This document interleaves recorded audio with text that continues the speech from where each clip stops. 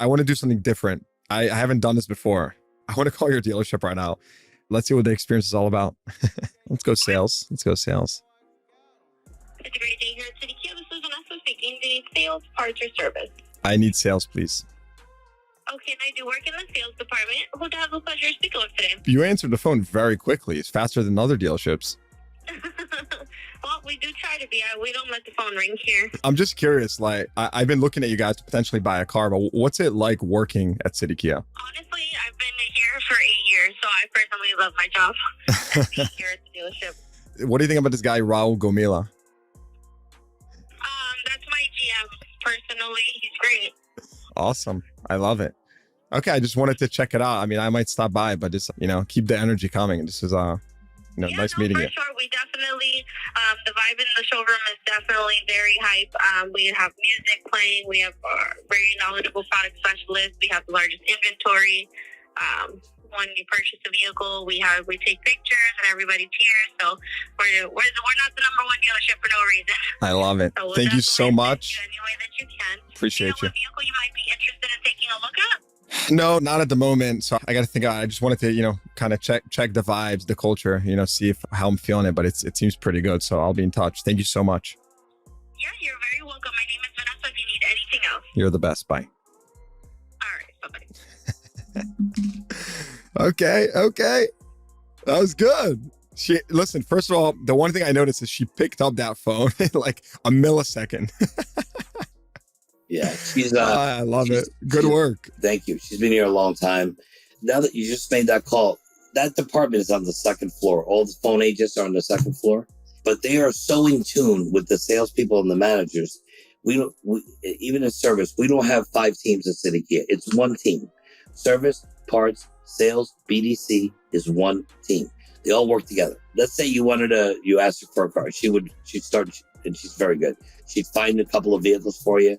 She'd say, is it okay? I text you in a few minutes. We've been blessed because Jennifer Suzuki is one of the best trainers in the country, in process and phone training. Jennifer has been a friend of mine for a long time, and she does boot camps with them every week. And she'll come here and do a 2-day boot camp with my sales BDC, my sales managers, my salesmen, and my other building is where my service BDC is. I have a whole nother phone room there. So we do a lot of training. So they're comfortable and they can be quick on their feet. A lot of times you call for something, you don't get your answer. Do you have this car in stock? Yeah. What's the price? Well, when can you come in? You asked them for the price. How many miles are on the car? Well, when you can come in. And I've seen a lot of that over the last 20 years. And especially as the internet exploded, we win because it's a lot of small wins every day. It's a trail of little victories. Sometimes a little setback, or you skip a step, but it's a trail of little things that make gigantic differences. And that's how you build a culture. A culture is built by different essence, like making a jambalaya. You got all these different spices and shrimp and everything. So every ingredient is really important. Every step is important, whether it's phone, how you respond to a customer and attend to their needs. So it's a lot of inspection and it's a lot of work. It's a lot of work to have the synergy that we have at City Kia between all of the departments. It takes a lot of meetings. We do focus groups where we have 5 team members from every department. We get in a big room and we talk about things that are affecting the dealership. What can we do better? We have the meetings where, what can I do better for you? What can the company do better for you? And I'm very blessed. I work with some incredible people. Kurt's our dealer principal, and Rick Gladwell is our COO. He wants to be number one, just like I do. So we have that.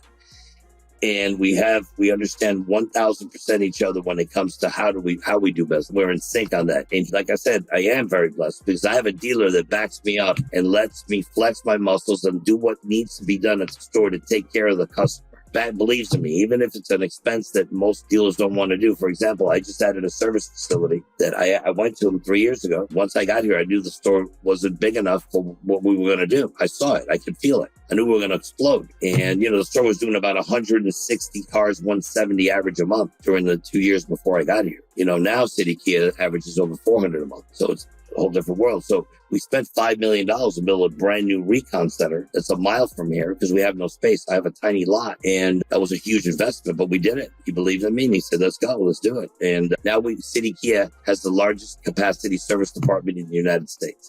When you say Recon center, is it for the purposes of reconditioning used vehicles, or is it also retail service for customers? The customer doesn't go there. The cars go there. All my heavy repairs, big warranty repairs, engines, trannies, anything that's heavy lifting, my master technicians are housed there. And then City Kia is like an express center.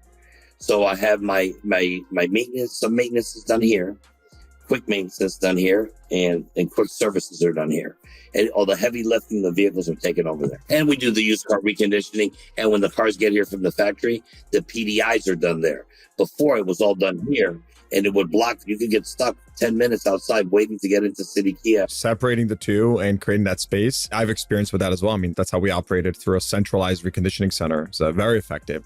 How did you model that? Like, did you go, Carvana style, one big warehouse, or what style did you model the reconditioning center on? Well, first, the hardest part was to find a location of an available property. There was a metal fabricator that had been in business since the 60s that built all the metal fabrication for Disney and Universal, all the parts. So any metal structure, he would build it. And he was older and he wanted to retire. And somebody made him an offer on the building before we knew about it.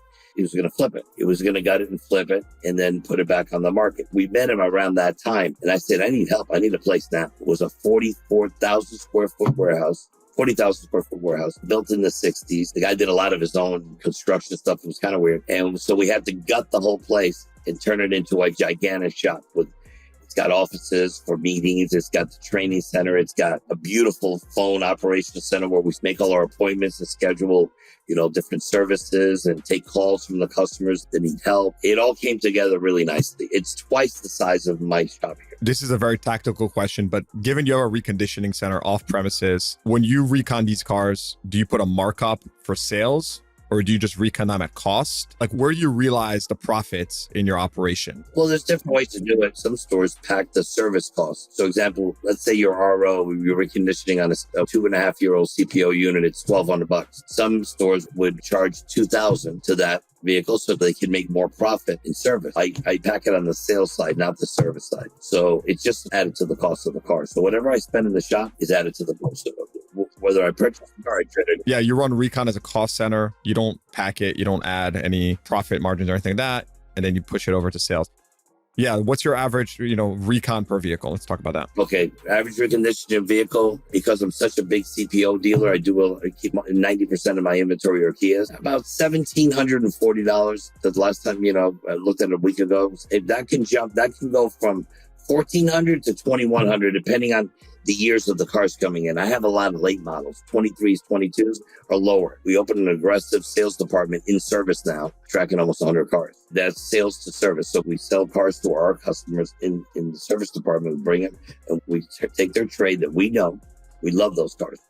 And the older ones are a little higher, but you can figure some months it'll average 2,000.